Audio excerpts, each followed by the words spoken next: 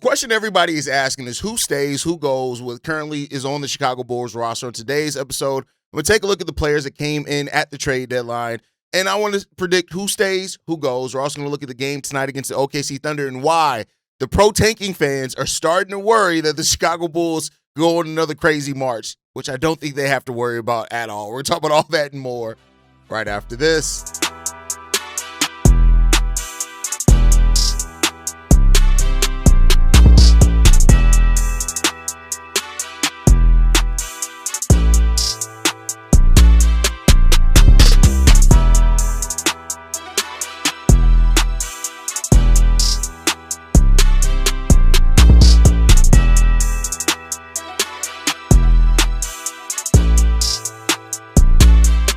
What's going on, Bulls fans? Welcome to another episode of Chicago Bulls Central, your number one spot for everything Chicago Bulls related. I'm the host there, Haize, but more importantly, you guys can follow the channel at Bulls Central Pod on every social media platform we happen to be on. With that said, let's go ahead and get into this content today, y'all. And so I want to play Who Stays, Who Goes. So many people who watch Locked On Bulls will know that we did this with Pat. A couple of episodes ago. I didn't really I kind of let Pat cook on that segment. I didn't really say much myself. And then my boy Elias Schuster also wrote an article on who stays, who goes. And I figured, hey, why not give my spin on it and let's take a look at what's going to happen here with the Chicago Bulls, right, in regards to that. So I want to start off with that one. We're going to take a look at who stays, who goes. We're going to look specifically of the new Chicago Bulls players that came into the team at the trade deadline. So we're going to start off with one that is a controversial, right? And that is first up, Rob Dillingham. Rob Dillingham, so far as a Chicago Bulls, averaged 6.4 points per game, 3.3 assists, 2.7 rebounds, and 1.4 steals per game. And when it came down to it, right, when you look at it, Rob Dillingham was one that when the rumors started around the Bulls being interested in Ayo or Kobe White, Rob Dillingham was the one that I was like, listen, don't try to sell me on a package built around Rob Dillingham. Don't you do it. And then that's basically exactly what ended up happening, right? Leonard Miller, Rob Dillingham, and that's what ended up happening. And I want to be clear here. In no way do I think that Rob Dillingham is anywhere near the NBA player that Ayo Dosunmu is. I just don't think he becomes anywhere near that. But that's not even part of this thing, right? So I want to say that, but I want to make sure that he doesn't have to live up to that, but he has to be his own player, right? Now, when you look at the shift that the Bulls are in, and it's clearly going to be built around, younger players. And that's what the goal is here. They already went younger last year. They're going even further into youth now with this coming offseason. We'll see what they do in free agency, which can up the average age of the team for sure, right? But even with that pivot more towards development, Rob Dillingham has found himself further and further behind the eight ball, whereas minutes have depleted. And, I'm somebody that I look at it like this, right? There are some Bulls fans that have this view of it, is that they look at it and say, okay, you go in youth, why not just play all the young guys? Play Rob Dillingham 20-plus minutes. I look at it and I say this, and some people are like, well, how is he supposed to develop if he isn't getting game time reps? The way that I look at it is simple as this. If you're not showing something in practice, how do you earn game time reps? Game time minutes, to me, are a byproduct of what you're showing in practice, what you're showing in training, what you're showing in how you do your work, that then you earn those opportunities. I just don't think, so I always question and say, okay, what is this player not showing in practice to where the coaches are looking at them and just saying, this dude ain't ready. He's not ready to contribute. And you have some people that are like, well, we know who Anfernee Simons is. We know who Colin Sexton is. Why not let's play Rob Dillingham so we know what he is? Because us as fans, we're not in practice. The coaches are in practice. They know what Rob Dillingham is showing there, right? And that's just my mindset. But I still think that Rob Dillingham stays. I think that with all that said, he still has 2 years left after the season on a rookie scale deal, and the Bulls would be right to keep him to see if anything does happen. He's going to have training camp here now in Chicago, those type of things. And I do think at minimum, Rob Dillingham is a low, cost-effective contract that can be included in any moves if signing trades or anything happens. I think Rob Dillingham stays here. I think he is on the Bulls roster. I don't think he's a main part or stay of the roster, but I do think that Rob Dillingham does end up staying here in Chicago, at least for next season. I don't know if he finishes next season in Chicago, but I do think he does stay with that. The 2 seasons left on his deal, the Bulls are going to want to take a look. That's just my thought process. Next up, Jaden Ivey. Jaden Ivey was one of the pieces at the trade deadline that I actually looked at and said, if he can get back to what he was pre-injury, much less get better than that long term, that's a hell of a player to have on your roster. Now, as a Bull, he's averaged 8.2 points, 2.2 rebounds, 1.2 assists as well. But the athleticism that's gone, the explosiveness that's gone, the attacking downhill is gone, the getting to the free throw line is gone. All those type of things are gone now for Jaden Ivey. And it's unfortunate because I do think had we been trading for the player that he showed himself to be his last season in Detroit before the injury, that's a hell of a player. Now, I do think that he's a wild card. I do think there is something to be said about Jaden Ivey and his potential to still be on this Bulls team going forward if he can get back to what he I think it's mental. And, I mean, there's still some healing and done in that. I mean, if you look up the injury that he had, you're looking at 12 to 18 months before they're all the way back to themselves. Now, what's concerning is that he doesn't look anything like himself, right? But I say with this one, because I don't think the contract is going to be huge for him, I don't think Jaden Ivey is going to have a huge market. I actually agree with Elias Schuster from the article in regards to that. I think that he stays, and I think he stays whether it's just on the qualifying offer or if it's on a smaller, more team-friendly long-term. Like I said, I kind of go to this route with Kobe and Ayo Dosunmu's restricted free agencies, right? Ayo was coming off a sophomore slump season. Kobe White was coming off 2 seasons. He was coming off the bench, didn't even average double figures off those 2 seasons before going in restricted free agency. I think that Jaden Ivey is going to be something similar. I think you're looking at probably between $9 and $11-ish million as a base salary for Jaden Ivey.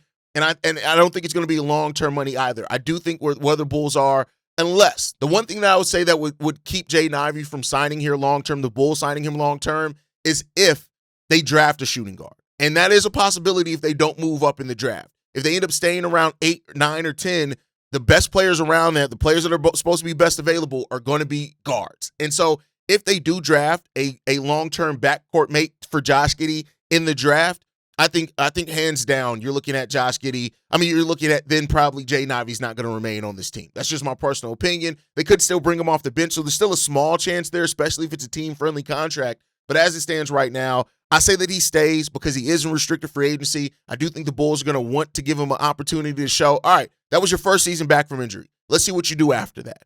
And that's what I think it comes down to it.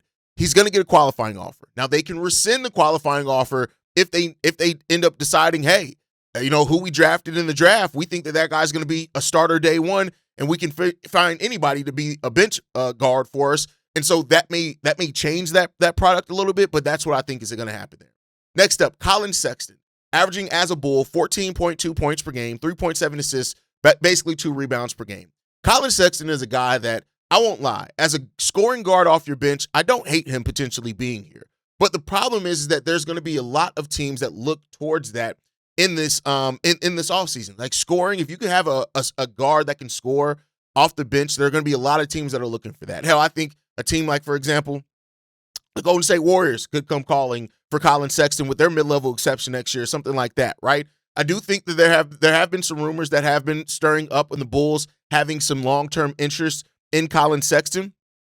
They do like high-character guys. He fits that for them as well. We've seen that. He came in and he brought in some leadership at a time where Josh and Trey were out. We had just did all these trades. These players weren't familiar with each other. Colin Sexton brought some leadership at that time. And so I wouldn't be mad if they are able to bring Colin Sexton back. I just don't think that Colin Sexton's going to stay here, mainly because I do think there are going to be some other teams that come calling, and those teams may be in better position to win.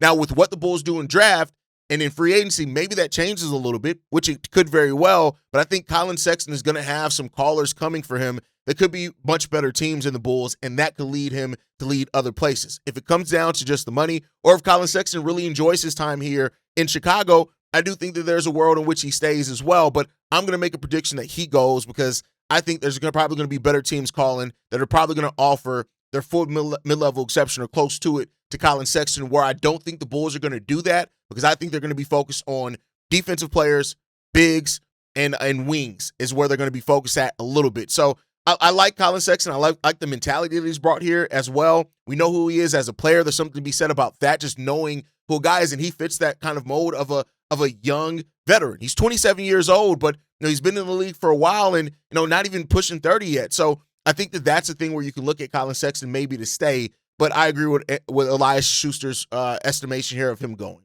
Next up, Anfernee Simons, right? The next player here on this list, averaging as a Bull 15.2 points, 3 assists, and 3 rebounds per game. And here's the thing. Anfernee Simons is the player that you know the most of what he can bring, a 20-point per game scorer. You give him the minutes. You give him 20 to 22 minutes, he's going to get you about 20 points. That's just the reality of it. And there's something to be said about the Bulls needing a player like that, right? Off-ball player doesn't need the ball a lot in his hands to be super effective, but he's hitting unrestricted free agency. And with him already being on the team in the Boston Celtics and getting that taste of what it's like to actually compete for something and win for something, I just think that leads a longer runway of him probably wanting to get back to that now that he's really tasted that. And so that it's on Simons. And I think that with Simons, you'd have to overpay to keep him. And I just don't know with the Bulls, they're reportedly focusing so much in restricted free agency, which you already have to overpay on offer sheets to restricted free agents. I just don't see them having the money to overpay to keep Anfernee Simons. I think that's what you would have to do here. If you want Anfernee Simons to stay here, you would have to basically DeMar DeRozan him. And I don't mean in the style of player that DeMar DeRozan is, but I mean you would have to overpay him to entice him to come to a team that hasn't proven anything. And I just don't know if the Bulls are in a position to do that. Now, maybe with what they do in the draft and other places in free agency, maybe they feel a little bit more confident in that. Maybe they strike out on the restricted free agent deals. Maybe those guys don't even hit the market. Maybe they reach long-term contracts. If those things happen, maybe there's a chance of that. But I do think Anfernee Simons, I think he goes. Next up, Nick Richards. Nick Richards as a Bulls averaged 9.2 points, 7 rebounds, and 1.1 blocks per game. Here's the thing, right? Nick Richards, you know exactly what he is. And I would say this. It's either him or Zach Collins. I think you keep one of those guys because you want a veteran depth big, because you're probably going to go either big later in this draft, or you're going to sign a Mark Williams or a Walker Kessler or something like that. And I think there's something to be said about a guy that you just know what he's going to bring. Toughness, size, a bit of really good rebounding rate per minute, solid scorer as well. And I think that he's played pretty well as a Bull so far. And because of that, I'll put him more in the stay category, mainly because with Zach Collins and his injury history, maybe Nick Richards is the safer bet. But I think one of those guys is going to stay. I don't think it's going to be both of them. So it's either going to be Zach Collins or it's going to be Nick Richards. I'll put my money on Nick. I think Nick Richards is probably going to be considerably cheaper than Zach Collins as well when it comes down to it. But, you're looking at a Bulls team that is going to need some size, is going to need depth at that position. And so one of those guys is going to stay. I'd probably say it's going to be Nick Richards. That ends up staying because I think Zach Collins, even with the injuries, is probably going to garner more. Now, if all things are even and they both are willing to accept the same money, you go Zach Collins, even though some Bulls fans, and I would agree with them there, are concerned about his inability to stay healthy. But I still think you got to look at that and say, there's something to be said about keeping the healthier guy, I guess. And that's what you got to look at it. Jalen Smith has also played. I know people are going to say, what about Jalen? Jalen has played better at the 4 this season. And I think you want to keep him at that 4, even if he is moving to a backup role. So having another big depth there, I think helps the Chicago Bulls. So I'd say Nick Richards stays. Next up, Guerschon Yabusele, averaging 10 points, 6 rebounds, 2.3 assists as a Chicago Bull so far. This is a guy that I think is going to go. I think it's already gone. When he, took away that last year of the contract, was already rumors that he wanted to go back over to France. Now, I will say this. The one caveat that I would give Guerschon Yabusele is the fact that that he wanted to go back overseas when he was playing with the Knicks because he wasn't playing. He is back playing. And he's even talked so much about him saying, that now that he's playing in the fit with the Bulls has been pretty well. Also, now he isn't the size of a Nick Richards. So if Guerschon is willing to take a role player contract, I can't see the Bulls bringing him back to fill out their bench. Keep in mind, even if the Bulls draft AJ DeBonsa or Caleb Wilson, whoever you like, right? And if they don't get the Portland pick, that's going to open up some more depth. Having a guy like Guerschon Yabusele if Noah Essengay isn't ready or if he doesn't play well, having some forward depth there can work. So, I'll say 50-50 for Guerschon Yabusele. I think it's a higher equal probability that he goes and stays. I'm leaning more towards he goes, but I wouldn't be surprised if he ends up staying in the Chicago Bulls uniform for depth. And then at that point, you got to look at the Bulls bench. The Bulls bench next year, depending on what they do, going to be Trey Jones, right? You still have Trey.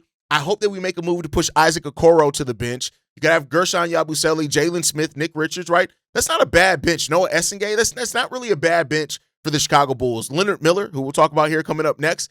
So watch out for that one. Next up, Leonard Miller, averaging so far as a Bull 6 points, 2.2 rebounds, 1.2 assists, and right under a block per game. Now, he was stacking DNPs before. It's a player that the last 2 games have been really good for Leonard Miller, so you have that part to look at for it as well. a 6'10", a versatile forward that can hit threes as well. I tell you what, the Bulls are probably going to keep him, and they should keep him around as well. I want to be there. He has a team option next year for $2.4 million, and I don't think they're going to give up on Leonard Miller because at worst, you send him down to the G League. At best, he ends up being a basically filling the Julian Phillips role for you, right? Where he plays some, he doesn't play some. He could very well pass up Patrick Williams on the depth chart as well. We'll see what happens with that one. So that's kind of my thought process. So that's who I think stays, who goes. Let me know who you guys think stays and goes in the comment section down below. With that said, when you look at all this, and the interesting part when you look at all this, the Bulls have 10 former lottery picks on this team, right? And of those 10 former lottery picks, 8 of those players are top 10 picks. Let's just go over it. Noah Essengate, number 12. Buzelis, a number 11 pick. Rob Dillingham, number 8 pick. Jaden Ivey, a number 4 pick. Josh Giddey, a number 6 pick. Patrick Williams, a number 4 pick. Isaac Okoro, number 5 pick. Jalen Smith, a number 10 pick. Colin Sexton, a number 8 pick. And Zach Collins, a number 10 pick. The Bulls have 8 players who were picked in the top 10 of this roster. And I say this to say this. This highlights how it's not always about just getting in the lottery. Look at a number of these guys that were drafted top 10, and when you look at their roles, they're role players. Zach Collins, a career role player. Not to say that being a role player is bad, but a career role player. Colin Sexton, a role player, scorer off your bench. Now, early in his career, he did look like he was going to be able to be a go-to guard, but it just didn't work out that way. Jalen Smith, a role player. Now, I do think Jalen has really good upside, and I've loved Jalen this season. Isaac Okoro, a defensive one-way player. He has some offense sometimes, but again, a role player. Patrick Williams, Josh Giddey, starter caliber point guard. Jaden Ivey, when healthy, is starting caliber guard, but we don't know what's going to happen with that. Rob Dillingham, we don't even know if he's an NBA player. Buzelis, a starting caliber player. Noah Essengate, still TBD. We got to see what he's going to be because he's played 6 NBA minutes, so we don't know yet, right? So it's just interesting enough that the Bulls, when people talk about stacking the deck for lottery picks, the Bulls have a team filled with lottery picks, and the majority of the team, 16-man roster, you have 10 players that are top 10 picks on that. All lottery picks on that. 8 of those players being top 10. So, we'll see how it continues to shake out, but it's just interesting enough that AA has done basically what he said he was going to do. Stack the deck with getting former lottery picks and young players with upside and young players with experience. Guess we'll see what comes out of that. The Bulls take the court today against the OKC Thunder. Isaiah Hartenstein and Shai Gilgeous-Alexander are already ruled out for today's matchup, so those guys aren't going to be playing. You got Jalen Williams, AJ Mitchell, and Braden Carlson also are going to be out. Nikola Topic is on assignment within the G League as well. And so this has led a lot of Bulls fans, a lot of tanking Bulls fans to be worried about the Bulls going on a run in March. Here's what I'm going to tell you guys on this one. Even if the Bulls do win today against the OKC Thunder, the worst or the best, depending on how you look at it, that they can get in the lottery standings at 7th. That's the best. It's not really going to be shaken by winning a couple of games in March. The Bulls went 8 months without winning. That's it. Let's just calm down here. But I will say this, there is some reason for concern with that. We're now in March basketball. This is going to be where a lot of teams that are already locked in, playoff teams, are going to start sitting some guys strategically and getting ready and prepared for the playoffs. That is going to happen here. And we're not going to act like that isn't going to happen. It is going to happen. So what comes down to it is this. I'm just not too worried about it. I'm still looking at what we're looking at. Looking at Buzelis, Josh Giddey, how well they play together. Leonard Miller, does he continue his really solid play as well for the Chicago Bulls? And we'll see what ends up happening with that one. But I'm not going to worry too much that it's going to drastically impact the tank or the Bulls are all of a sudden going to start competing back for a play-in spot. I'm not worried about that. If we get into where the Bulls go on like some 3-4 game winning streak, maybe we'll revisit it. But as it stands right now, my tanking fans, just chill out a little bit. Things are still going to go the way they're going to go. I don't think we have to worry too much about it. But this game against the OKC Thunder, we will be live today for the pregame and the postgame show. I might even bring back the halftime hangout since I'm not doing live calls anymore right now, and we'll see what's going to happen with that one. But all right, with that said, we got one voicemail that I do want to get into today. This one's from Shay. We got a lot of voicemails from Shay. He's been yapping, so I wanted to play those over the course of the week. Let's go ahead and play this one from Shay. Yo, what's up, Haize? This is Shay. Look, man, I want you to sit back and think about something. I know I say think about it a lot, but remember back early this season when the Lakers were literally offering us Dog Connect, and all we had to do was give them Isaac Okoro. Now, I'm not saying Dalton Connect is no star player, but think about it. Wouldn't you rather deal with him playing off of Josh Giddey than Jaden Ivey, especially with all this injury and shit and him not feeling confident? Because I would. Now look, I know people gonna say, "Oh, Dalton Connect is still brand new to the league," but so is Jaden Ivey in a way. And the way I see it, Dalton Connect has proven that he can drop 40 and contribute to a win. JJ Redick just won't play him. I'm saying to say this: I would have done that deal instead of doing this deal to bring Jaden Ivey to this team, because with that statement that he made, man, I don't trust him that he even gonna have the confidence. Hell, I wouldn't even bring his ass back. Him and Rob Dillingham are question marks in my opinion.